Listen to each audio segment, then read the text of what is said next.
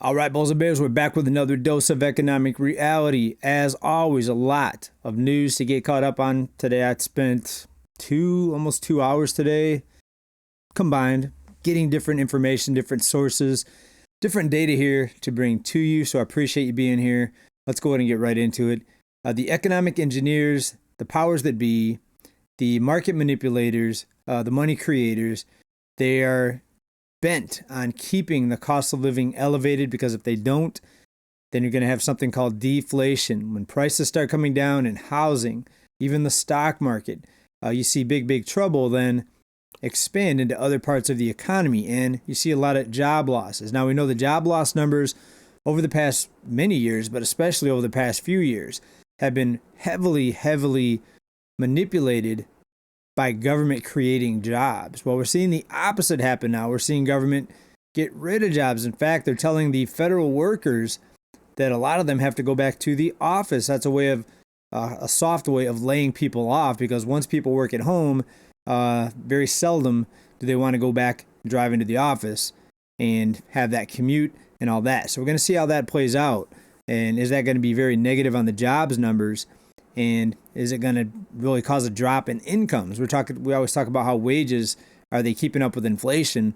Well, this could be very deflationary for wages, unfortunately, for some people. Now, we'll see how this goes. Today, we're going to talk about housing. Bloomberg has a warning. They say, prepare for a shock to a housing affordability. We're going to talk about that. We're going to talk about the recent announcement out of UPS and Amazon, cost of living crisis will continue, folks, as far as we can see. Let's go ahead and get into the news, though, right now. By going over to Europe, European Central Bank cut rates.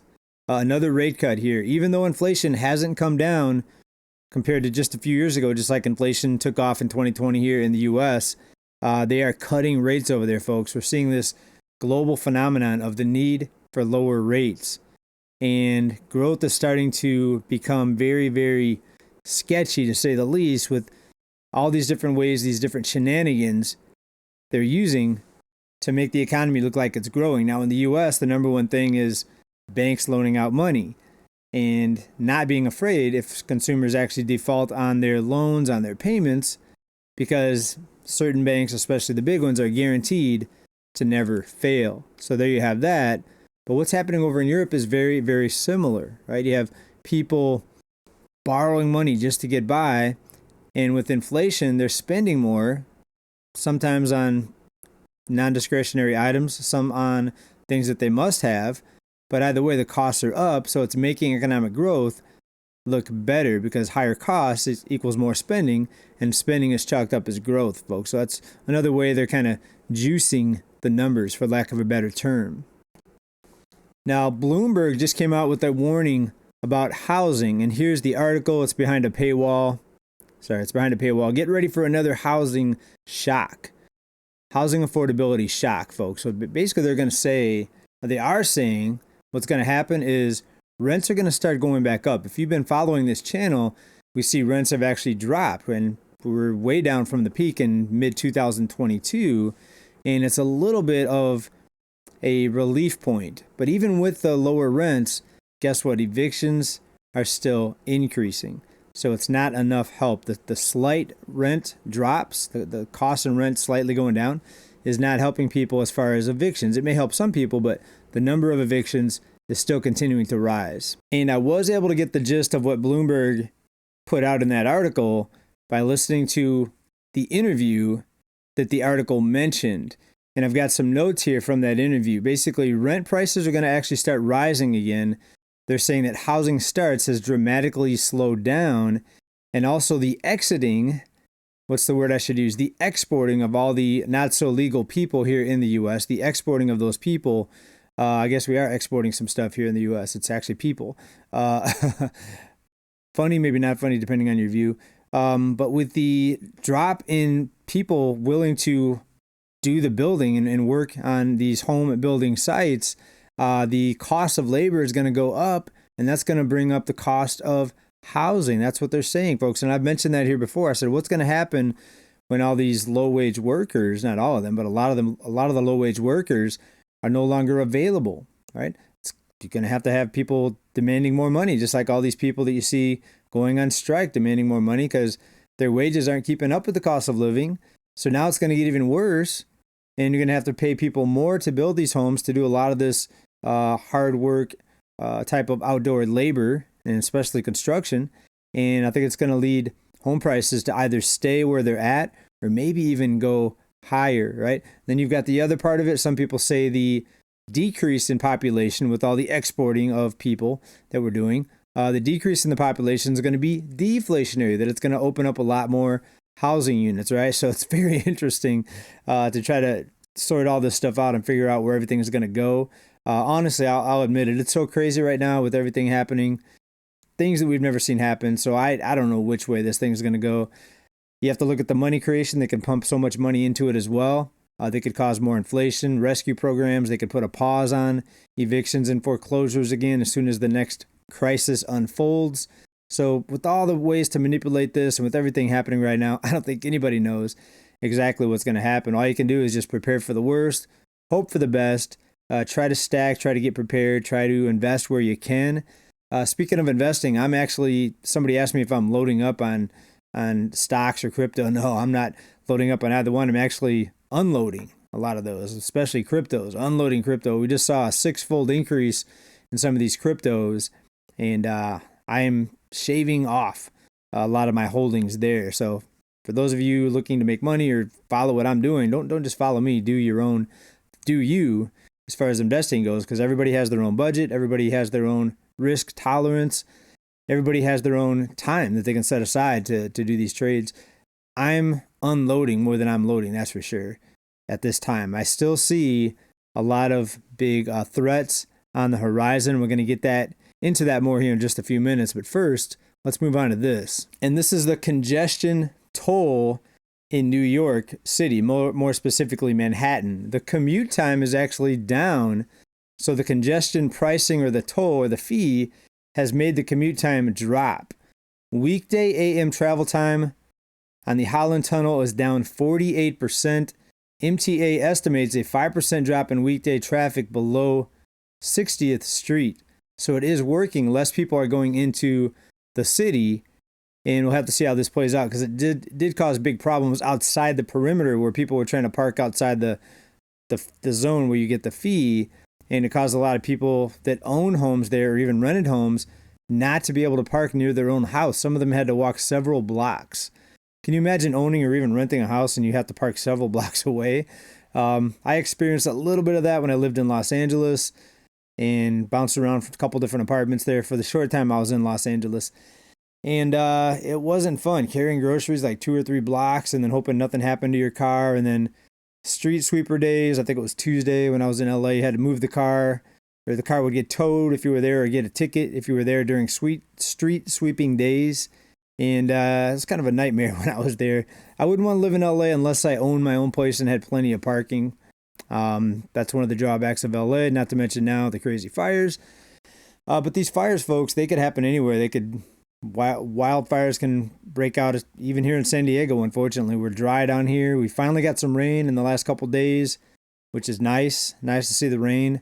So hopefully that'll take away some of the fire risk. It's very strange to have these fires happening in December like we saw, and in January.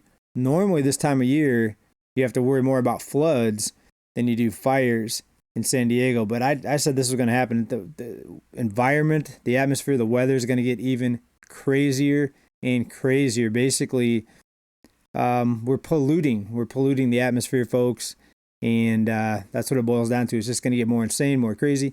Destruction of supply. Look at all the tens of thousands of homes wiped out 2024, early 2025 between the hurricanes, of course the fires, the floods, everything that we saw just in the past 12 months. It's really knocked down a lot of inventory. And with housing starts on the decline, you can kind of see where Bloomberg was pointing to get ready for a shock to housing affordability.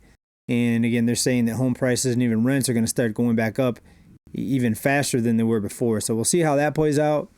Nobody knows exactly what's going to happen. So, let me know if you know, please let me know down in the comments. I'm all ears, and, I read your comments quite often, even though I don't have time to respond to, of course, all of them or most of them. Sometimes I'll give it thumbs up or something like that.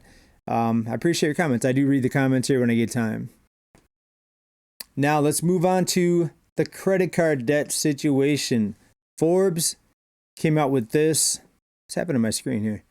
Forbes came out with this. This week, credit card news. The numbers show that consumers are stressed, as we talked about in the last few reports. For those of you that didn't watch the last 2 or 3 reports, we highlighted some of the details happening right now with credit cards. The situation is more people than ever before are not able to pay off their card in full, right? And this should be no shocker, no surprise. We see the all-time high debt levels that people are in right now, the dramatic rise in interest rates. We're at or near an all-time high in the average credit card interest rate. So just add one and one together, folks, and you see what's going to happen here. This is not going to be a good thing for these consumers. And we're going to see how it plays out, though. From Forbes, rising auto repossessions and growing rate of minimum credit card payments offer signs consumers may be getting stretched. You think so? Maybe. These figures complicate the notion that consumers are relatively healthy. So there you go. I mean, every time we see the talking heads out there, the central bank talking heads, they see the consumer's strong. The consumer's spending money like never before, even though they're spending more because everything costs more. They're saying that's because the consumer's strong, because they're spending more. Some people are spending more on silly things, but a lot of people are spending more just on necessities, on food, on rent, on insurance, on utilities. Utilities are going crazy out here in California. These figures complicate the notion that consumers are relatively healthy, a warning sign for the broader economy, right? So some of these Forbes and Bloomberg, they're starting to kind of sound like the things we've been talking about here for the last few years, when all these people were talking about there's a bubble, there's going to be a crash. Folks, there's bigger threats of inflation, I think, versus the cost of living coming down. Unfortunately, I would love the cost of living to come down, not just for myself, but for everybody, especially the younger people in this country. They're graduating from high school or college, if they go to college, and they're loaded up on debt for the most part. And the cost of living, they're not able to pay off their student loans. Why do you think we've been talking about student loan forgiveness for the past several years? It's because people cannot pay off this debt. It is impossible. All right. And I should also add to that, not everybody. There are stories where people worked hard, they paid off their debt, they kept their cost of living low. Maybe they lived with their parents for a few extra years and paid off their debt. And those are the people that are going to be really upset if they see everybody else that didn't live at home, that didn't watch what they spent, get their debt forgiven, right? You see what the plus and the minus is here. You have the people that work hard, pay off their debt, versus the people that are just sitting back waiting for some sort of forgiveness or rescue. But that's kind of been the way the whole economy works, right? You have the do-nothings, and then you have the do-a-lot-overs. What's the word I'm looking for? The do-nothings versus the do-a-lotters. Is that a word, do-a-lotters? It is a word now. The do-a-lotters are tired of paying for the do-nothings, and we have a lot of do-nothings, unfortunately. But it seems like sometimes the harder you work, the more unfair it is. You get into a higher tax bracket. Uncle Sam's going to come in and take more. Anyways, I'll get more into that here in a different video. But first, let's move on to this. And this is Michael Burry. He is the guy that the Big Short movie was based on, because he shorted the housing market just at the right time before the housing market came down. 2009, 10, 11. Big investor Michael Burry dumps real estate for downside protection. He's dumping a lot of his real estate holdings. And so what does he see that others don't? Instead of inflation, it sounds like he's expecting some sort of deflationary situation to pop up. Again, I don't think anybody knows, but it's interesting what Michael Burry's doing. We kind of keep an eye on what he's doing and report on that. If we see big moves, kind of like Warren Buffett went to a lot of cash last year. I believe it was a record amount of cash, and people pointed out that he's waiting for something to drop, right? Will these bubbles ever meet the pin? That's what nobody knows, right? Warren Buffett was way early on going to cash, so he didn't know right before a collapse. Otherwise, he'd be still holding right now because we haven't seen any sort of collapse, right? But we are seeing risks rise, in my opinion. So definitely continue to keep your eyes open and keep your eyes on this channel for all the latest news, the latest updates, the economic figures, and data. Right? UPS, their shares tanked 14% after weak guidance, and they plan to decouple from doing so many Amazon deliveries. Basically, they're saying that Amazon wants a big discount on package deliveries, and the profit wasn't that much for UPS. Shares closed down 14% after they issued weak guidance, cutting deliveries for Amazon, its largest customer. The shipping giant said its fourth quarter earnings report it reached an agreement in principle with its largest customer to lower its volume by more than 50% starting in 2026. They're reconfiguring their U.S. network and launching multi-year efficiency initiatives that it expects will result in a savings of approximately $1 billion. The CEO said on a call with investors, UPS, the largest customer, is not the company's most profitable customer. So there you go. UPS, in order to give you low prices, they want to get special rates from carriers, including UPS, and I'm sure the post office as well. They want to get basically a volume discount, kind of like you buy more, you buy in bulk. UPS, or rather Amazon wants a volume discount out of UPS, and they're cutting back on those packages. And speaking of Amazon, they are hiking their price on their music streaming app. I was a user of Spotify for a while. I stopped paying for it because I could get all my music for free from YouTube instead. And I thought about going over to Amazon. I tried them for like a month because they had like a 30-day, try it out for 30 days at no cost. But they're hiking their rates for their streaming app. So everywhere you look, folks, they're raising prices. And you have to wonder if the consumer is maxed out, or a lot of people are stressed out or maxed out on their credit cards.